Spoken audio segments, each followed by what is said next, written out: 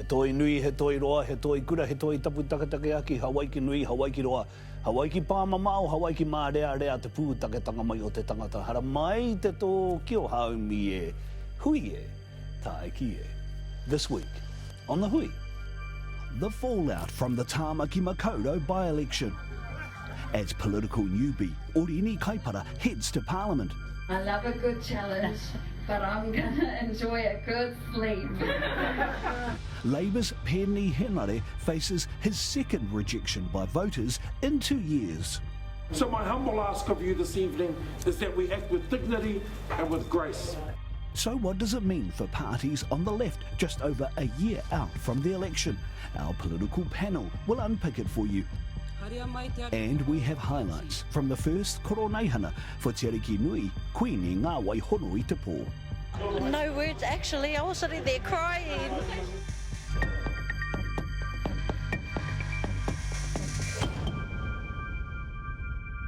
E apakura tunu ana te tangata I te tini ngaro o kāriro nei. He toa iti hoki I te toa o te tangata ora ko whakatau ana he te toa I tan maua. Ngā mate o te wā, hara mai haere.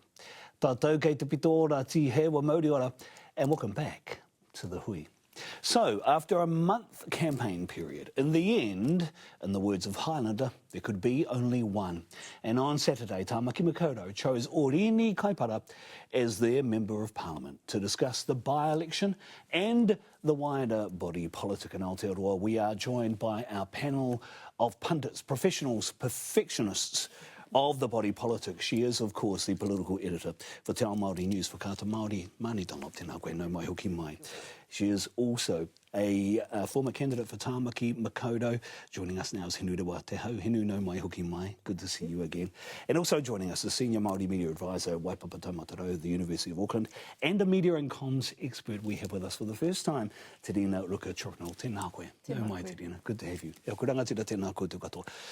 Let's get into it. Oriini Kaipara wins the Tāmaki Makaurau by-election. Thoughts for Karo?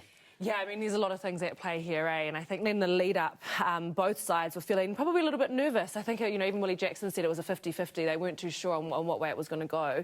And leading up as well, I think, you know, whether or not we'd see the online traction, the online likes and for social media, for Māori, for Te Pāti Māori, whether or not that would translate into votes. And clearly it has to an extent. And I think this is a very clear message that for a lot of Māori, potentially, they don't see themselves in Labour, they definitely don't see themselves in this coalition government, and Te Pāti Māori is that bold, fresh leadership that they were obviously wanting. Voter turnout, which I'm sure we'll get into, was very noticeable, and it's it's always, that's the norm for by-elections. And I think there's a lot of other factors around why that voter turnout was so low. You know, it wasn't even close. In the end, it wasn't even close. No, it wasn't even close. I think that was the great surprise for me, is that how wide the margin was. So it's not so much that Oriini won, it was more the surprise of the vote and the margin by which she won by. And considering the low voter turnout, I'm going, wow, that's, you know, I've never seen that before. And, you know, and I don't think it's to do with apathy either. I just think it is what it is. Currently, smaller parties like Te Pāti Māori see a gap and they're going for it, and our rangatahi are the ones who go, where's our cause, Te Pāti Māori, bring it to the table. Te Rina, were you surprised? I mean, Oriini was always, many people were saying odds on here. Given the momentum behind Te Pāti Māori, is that what was borne out for you? I personally wasn't surprised. I think that Te Pāti Māori utilised social media as a wise sort of avenue for their campaign. However, as Māni pointed out, the voter turnout was particularly low, and I do think that a lot of our, especially in the biggest cities, our urban Māori might feel a bit disengaged or maybe disconnected from politics. Yeah, and I think there's been some interesting commentary around how that could have been strategic because, you know, they always were going to have a good, but potentially good MP. You know, Peeni was already in there, and so people weren't as they were inspired to go out and vote. Also, Koroneihana, a lot of Māori focus, Te Ao Māori focus was on Koroneihana that week. It was a Saturday, there's a lot of other kind of contributing factors. But I do think that although it sent a clear message around the people who did turn out and that margin that Hinurewa spoke to, but when you look, if it could have been strategic or to send a clear message, then there was a bit of a missed opportunity when there should have been more people turning out to vote. Yeah, I mean, the other thing that strikes me is both candidates said they wanted the mandate from Tāmaki Makaurau. Hinu, do they have that mandate, given less than 24% of eligible voters actually got out and voted? I wouldn't say mandate. I just think that so those who wanted to vote got out to vote and did vote. I think the 2-for-1 worked for those Māori who did vote, at the end of the day, because 2-for-1 kind of goes, well, Peeni, you've been there before, you did 10 years, Pāti Māori did a good social media campaign. They knew where their target was, they knew where to channel, they were organised. So I think it's just, there was an opportunity there and they took the opportunity. I hope you don't mind me saying this, but if you'd stood, because you stood in 2023, you got a couple of thousand votes, if you'd stood, you would have got close. Maybe, absolutely. What a scary thought, what a delightful thought. What a delightful thought for a right-wing, thinker. But look, yeah, it is a potential, but it also gives guidance to what a 2026 may look like and what we have to be thinking into, because it does give sign to the two main parties that we have to watch our smaller parties. But it is a massive blow for Labour, Te Rina. I mean, they did not spare any expense on this campaign. They knocked on doors, they couldn't get the vote out, they couldn't even get half the votes they got in the Tāmaki Makaurau election in 2023. What does that say, do you think, for Labour? I feel like that could have been an opportunity to try and connect with their communities. And circling back to what Te Pāti Māori did, they utilised social media. That's where everybody is at. And I know that Peeni Henare has a portfolio behind him. I know that he's got that experience, and so maybe in the past, those sort of traditions might have worked. But now we're evolving with the times, and rangatahi are taking the lead. Where are our rangatahi at? Where do they see themselves reflected? Do you think that the traditional campaign of the past has gone? The door knocking, the billboards, the signs, the standing on roundabouts. Do you think that traditional form of campaigning is no longer relevant to Māori voters? Is that what you're saying? Not necessarily. I think you just got to be a little bit more strategic, because Māori, at the end of the day, we appreciate kanohi ki te kanohi and connecting with our leaders. So there's still that element there that's really important, but it's about being strategic here.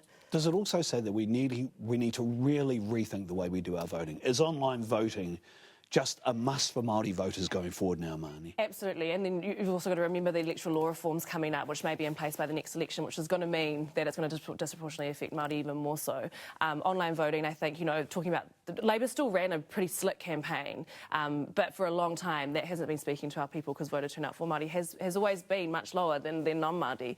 And I also don't think this is a true reflection on Peeni as a politician or Peeni as a potential electorate MP. I think this is a reflection on party politics, on these main parties, having to really go back to the drawing board to determine how they are going to stand for Māori electorates next year. It also talks a lot about the way that people like Oriini. They like Oriini, they like the way she talks, they like the fact that they know her.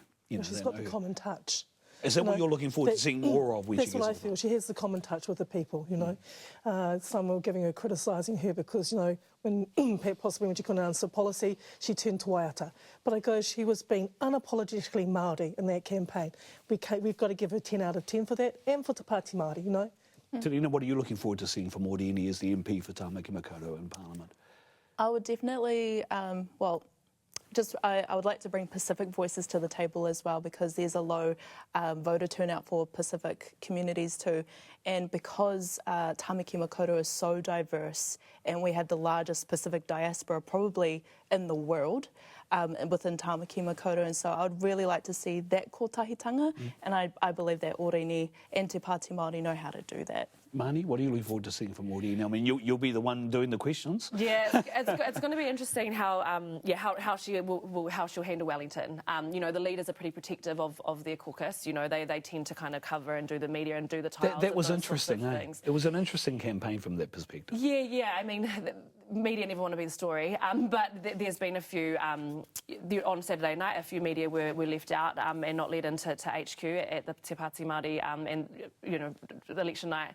And so whether or not that'll play out in the relationship between potentially severed relationship in some areas for Te Pāti Māori and the media, which sounds like a little bit of a ACT Party versus the media playbook as well. You know, so interesting where the cameras are turning on us. It seems. Yeah. I think also we should probably congratulate the Hui for being prescient and having 3 wahine political commentators. When a wahine got elected as the MP for Tāmaki Makaurau, stay with us. We have our panel of pundits with us after the break. We talk polls, policies and people. Nō reira kia i toturu mai rā.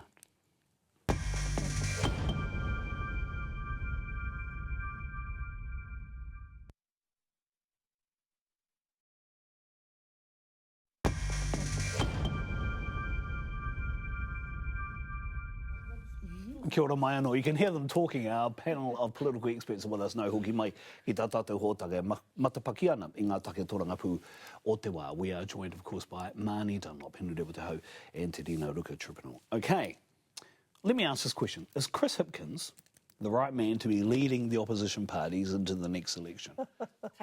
You're laughing. Where you go, Hinu? Look, I can't make comment on Labour and as to whether he's the right person to lead them in. He's been there, he's taken them through one election, he lost that one, he's still there. I presume he's in for the long haul. It's up to Labour what they want to do and how they want to change it. There's obviously some very good people in Labour who could take up that role, you know, for example, like Nolty, for example. I particularly like Barbara Edmonds, but hey, you know, that's just me theorising.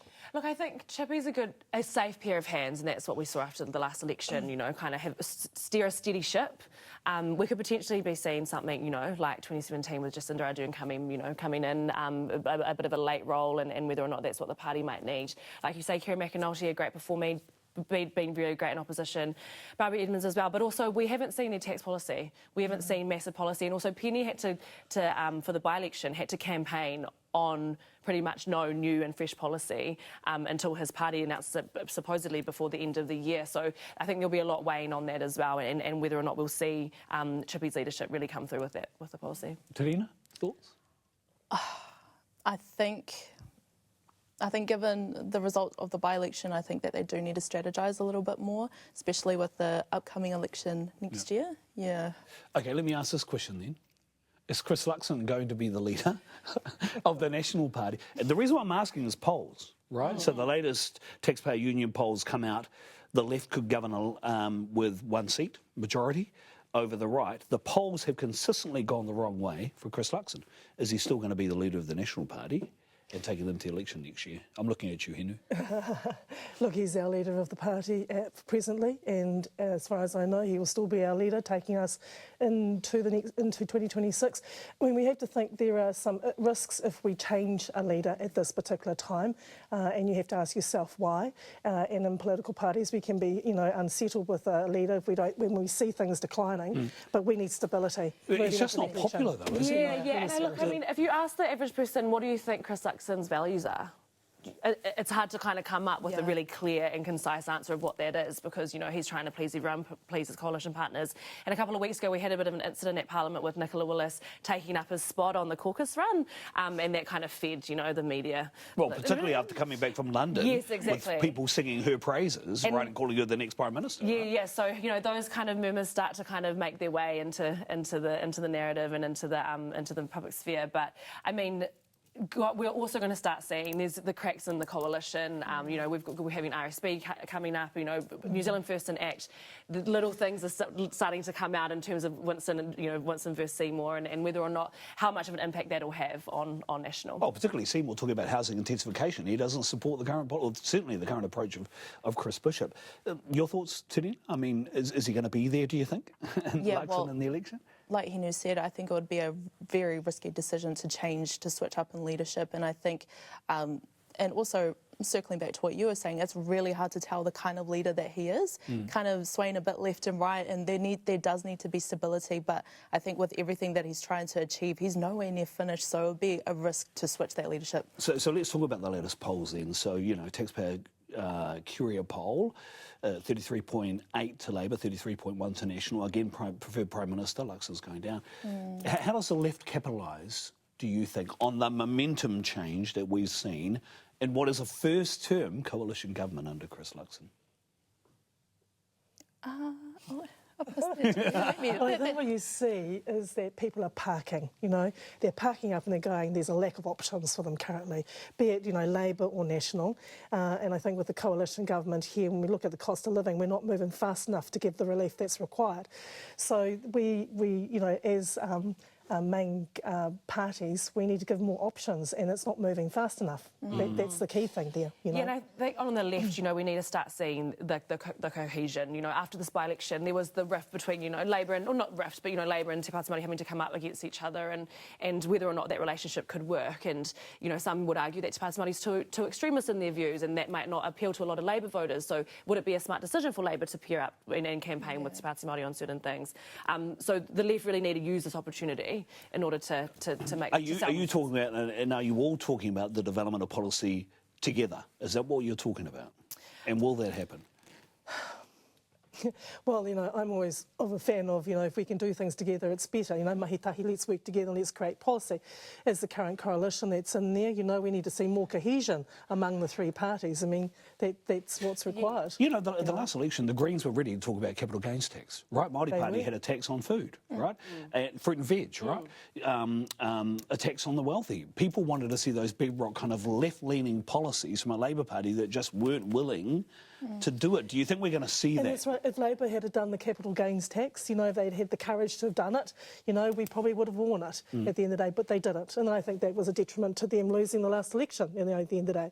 But National, you know, currently, and I can only talk about National, you know, what I'm seeing is that there's too much change happening. But at the same time, you know, we're hoping that we'll get to a stable position. And currently we've got coalition partners and maybe just slightly not quite where we're sitting, you know, on the platforms. Do you think national voter base, like traditional voter base, is still there and strong? Sorry, stealing your job. That's all right, obviously. Way you go, Wahinama. Yes, the traditional voter base is still there, but there's a lot of changes happening, you know. National people become, like any voter, become unhappy with how a political party like National may be and act. This is what happens with small parties, eh? Yeah. They look for the passion, and so therefore that means it opens a gap for them to take our votes, either be it Labour or National. National has been distracted today by RSB, treaty principles, potential tutuing now with Mecca. They have been captured by their coalition partners. They said they were going to focus on the economy. They said they were going to focus on, you know, living standards and all that kind of thing, and the cost of living for Aotearoa, and then they got dragged into these other policies that they don't really want to be talking about. Yeah. Exactly. Well, it gets us away from what our core purpose is. Once again, cost of living in relief, you know, those are the key principles, and then we're not moving fast enough to give that to our communities. Oh, and just like Reo Māori on books, you know, these and Reo Māori on passports, those sorts of things. Like, it is a massive distraction, but it's also like taking away from the focus that should be on cost of living and that reprieve for many New Zealanders. Is the game open, do you think, Te Rina, for the left now? Yeah, well, just off the back of that, like taking Te Reo Māori out of books and like the National Party being so focused on, you know, restoring the economy, there's an opportunity there with Te Reo Māori, which I don't understand. Te Reo Māori is proven to lift our whānau out of poverty, and there's also, you know, research around, you know, circular economy, you know, Māori business models that are proven to work. Their focus should be in there if that's what they're willing to do, and I'm sort of confused actually. I don't have an answer as to why they're not, but yeah, there's an opportunity there that they're just not taking. Okay. We have much more from our political panel after this. We're going to be talking about the Koroneihana tuatahi, a Kuini Nga, wai hono i te pō. Nō reire te iwi kia mautunu mai ki tō tātou waka e whakaua ana i te iho o te kōrero, ko tā tātou hui tēnei mihi nei. Kia ora.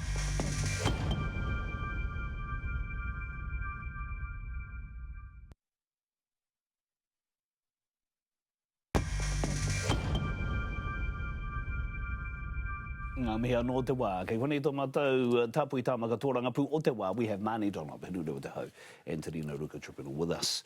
Now, Te Koroneihana tuatai, a Kuini Nga wai hono I te pō. That powerful kofo, that powerful kōrero on Friday. What did you make of it, Te Rina? I was extremely moved by it. I think all of us around the Motu were anticipated this for a really long time. And honestly, as someone from Ngāpuhi, I really appreciated just the way that she was really engaging and really passionate about Te Ao Māori. I have a lot of hope for this leadership overall, yeah. Hinu? Oh, I was just, yeah. I loved it. What in particular did you love about her kōrero? I think it was the fact that her sincerity, her aroha, her love for being Māori, proud to be Māori. Well, even though I'm getting a bit tangi now. But also I think for me, in the age I am now in my 60s, is that it propelled me back to a moment in time in the 1980s of the hui taumata, and with Dame Te Atarangi Kahu, her grandmother, you know, and thinking of those hui taumata, I was a young girl in my 20s, you know, and to think that that legacy is following through to today, you know. It was a powerful moment. We're going to talk about bits of the kofo, Māni, but your thoughts? Yeah, no, I thought it was stunning. What an amazing week for Wahine Māori, you know, the Queen coming out and also and Oriini winning over the weekend. But, you know, I think it was beautiful. I think she looked incredible, some incredible styling. I know we love a good outfit, whānau. So, you know, she looked incredible, but she sounded amazing. And I think, you know, the raw kind of talking about, you know, losing her father as a daughter, you know, the humanisation of that. And, you know, aspects of the kōrero were beautiful, were really interesting. And the fact that it was all in Te Reo Māori, very immersive, true reflection of. She said some interesting things. A couple of things she said. She said being Māori is, quote, not defined by having an enemy or a challenge to overcome. And also, quote, there are many ways to manifest being Māori, not just in times of protest. I thought that was interesting. What does that mean, do you think, Te Rina? Is that her saying maybe there's going to be a bit of a moratorium on hikoi? Or what did you make of it? I think for me, quite honestly, I think a lot of us have a bit of what I'd refer to as political burnout or activist burnout, and it shouldn't always be like that. Of course, it's really important to advocate for, you know, things like the Treaty Principles Bill, embarking on that hikoi that took place in November. But what are other ways that we can manifest being Māori? And it could just be, you know, immersing ourselves into our Māori, whether that looks like, you know, speaking te reo, going back to our whenua, or even just having a kai with our whānau, and I guess exercising rangatiratanga, because when we break that word down, what does it mean? It means weaving our people together, and that's where we thrive, I think. And so, yeah, just focusing on things that don't necessarily always have to be political. I think allowing ourselves to rejuvenate so that we can show up for these spaces that are political. Yeah. Following in the footsteps of her father, right? Be Māori all day, every day. Yeah, and I think we see, you know, I think it's the shift, you know, from the hikoi, from the activism into the doing and the execution of you know, defining our own futures and what Māori want. I think also, though, and this is not necessarily a criticism, potentially just an observation around being Māori all day, you know, talking about speaking reo and taking back, you know, certain aspects of being Māori, that could feel kind of out of reach for a lot of our people, a lot of Māori, and is more so aspirational than a practical reality, potentially. Yeah. The establishment of a kotahitanga fund of $30 million, what do you make of that? What is that going to do, or what do you hope it will achieve? Is it a kaupapa whose time has come, Hinu? We've had, as we know, over the decades, we look back at patterns of development over time, we've had a number of funds that have come up, you know, to support Māori in their thinking and their delivery and to grow an economy, which we have today. So I hope that this fund, whatever it may be for all of us, for all Māori through the cash country nationally, to be able to take the steps to globalise more than what we're doing now. Because sometimes our markets are not here in Aotearoa, New Zealand. Our markets are offshore, and the relationships that we create offshore that brings the strong economic benefit that we require. So you're talking more than just an infrastructure fund for participation by Pigurunanga. Is that what we're saying? Yeah, I am. I'm hoping, because, you know, when you look at our communities and you look at the levels of funding that we have, we need our iwi and our hapu to be able to do more of what I'm hoping this potential fund may do. Because if we don't fund ourselves, who does? We've run out of time. We could keep doing this. Shall we go for an hour online? Sounds good. E mihi ana kia koutou. E aku rangatira tēnā koutou katoa, Māni Hinurewa, Te Rina tēnā koutou. Really appreciate your time. Tēnā. Kia ora, maera. It was our political panel, and that is our hui for this week. Our thanks again to our guests for their political insights this week. We are going to finish our program with stunning images from the first Koroneihana for Te Arikinui Kuini Nga hono I te pō. Until next week, e ngai wiki kia mai. Ki te tūranga, o taputupu a te haumi e, hui e, taiki e.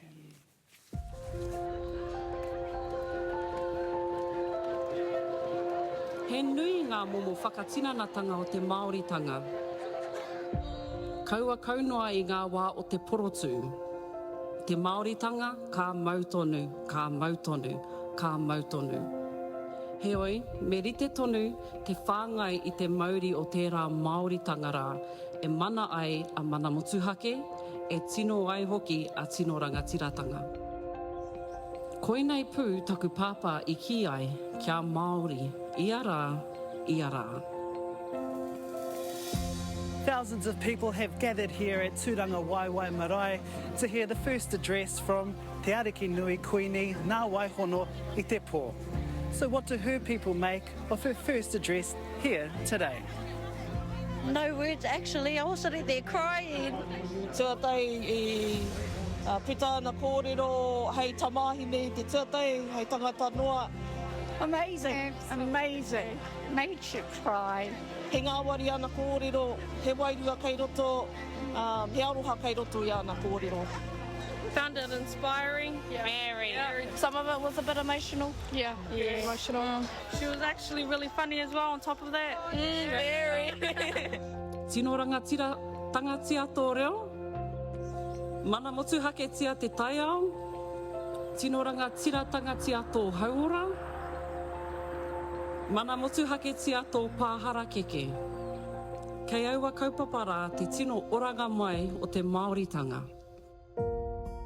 I loved her kōrero about mana motuhake not just being a kupu, that it's to keep it alive in everything that we do in our taiao, in our kōrero Māori, in our reo rangatira, all of that. And yeah, it was really beautiful, and it was just beautiful for my pipi to listen in. Aha ko roa te wā, I tatari mātai. Ka Miki, ka ho nākau nui mo tono whakaaro me hoki mahara ki ngā kapu o ngā matua. Me pēhe tātou ki te anga whakamō I iwi kotahi. The way she is reinvigorating kingitanga as well in her own way, it was beautiful. Kia hau nei he kaupapa tino miharo mō ngā tangata katoa o roto o Aotearoa. As a rangatahi, as a mana wahine, seeing a Kuini Māori is wonderful. It's definitely a good representative to us as young wahine. Really encourages us to want to be Māori as well. She's young, she's got a long way to go. What she's going to do is provide for our rangatahi now, grow into it, but share it with everybody. For those that don't know, and if they could understand what we've just celebrated today, the rest of Aotearoa would love it. Hoki Māori atu ki o koutou kāinga, haere ariki atu ki te ao, pai mārire.